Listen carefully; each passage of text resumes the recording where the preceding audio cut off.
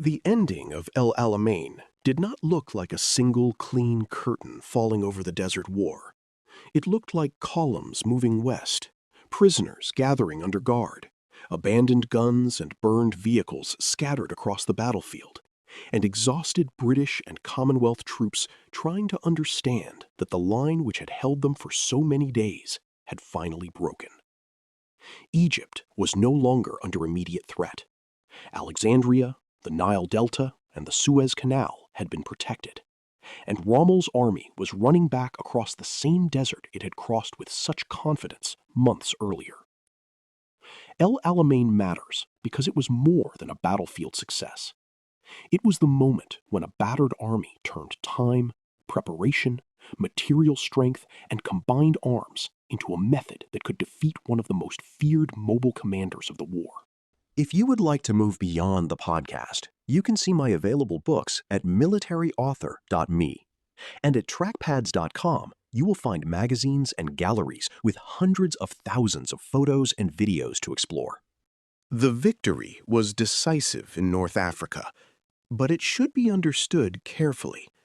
The Eighth Army did not destroy every part of Panzer Army Africa at El Alamein. Rommel saved a mobile corps and conducted a long retreat westward through Libya, delaying where he could and abandoning what he had to abandon. Still, the strategic meaning was unmistakable. The Axis had lost the chance to break into Egypt, had suffered heavy losses in men and equipment, and had surrendered the initiative. Tens of thousands of Axis troops became prisoners during the battle and the retreat, many of them from Italian formations that lacked the transport needed to escape once the line cracked. A defeated army had not vanished, but it had been forced onto a road from which it would never again recover the old offensive momentum. For Britain and its allies, the psychological effect was enormous. The Desert War had been a long education in disappointment, advances followed by retreats, confidence followed by sudden crisis, and victories that seemed to dissolve under Rommel's counterstrokes. Tobruk's fall had been especially shattering because it turned a symbol of resistance into a symbol of vulnerability. El Alamein reversed that emotional pattern. It proved that the Eighth Army could stand, prepare, attack, absorb setbacks, and keep fighting until the enemy broke.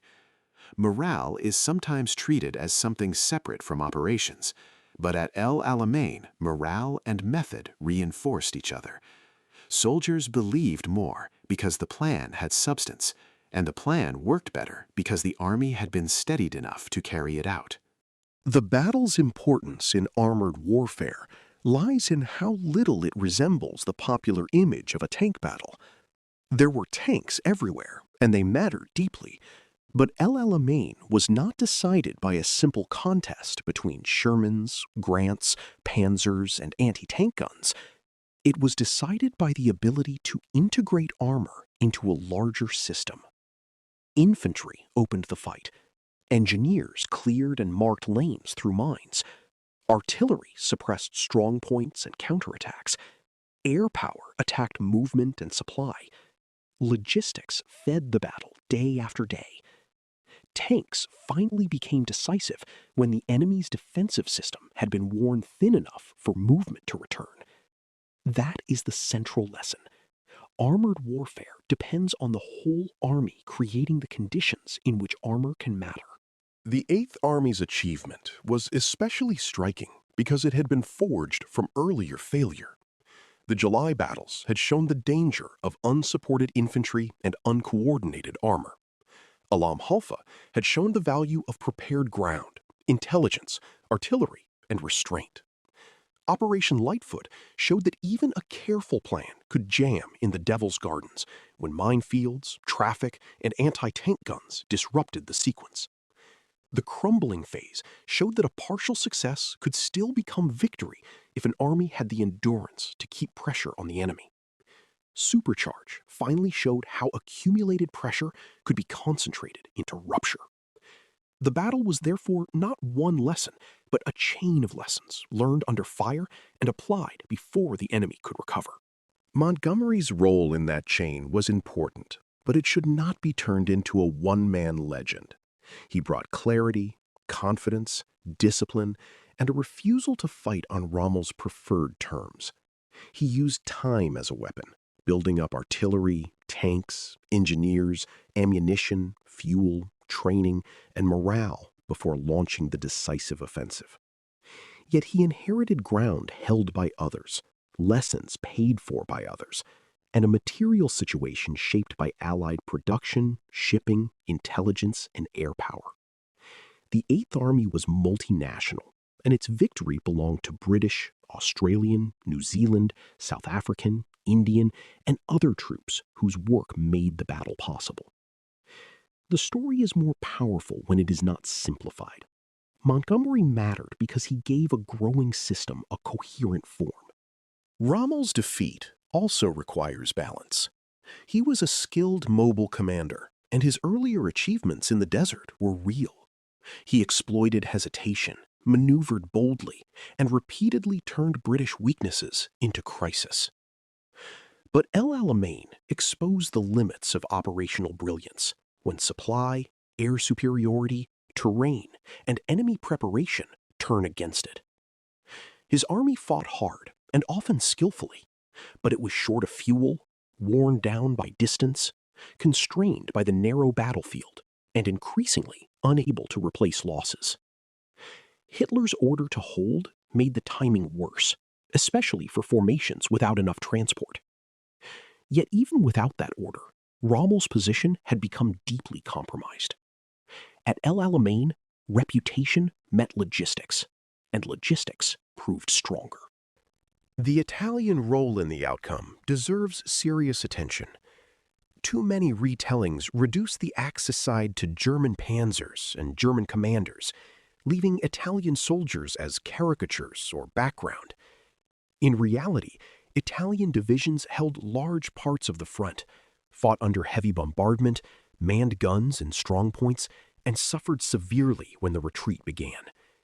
Many were less mobile and less well-equipped than their German counterparts, which made them especially vulnerable once the line broke. Their fate shows how coalition warfare can fracture under pressure when different formations have unequal transport, weapons, and supply. Courage could not compensate for the absence of trucks and fuel. In the collapse after El Alamein, the material inequality within the Axis army became fatal.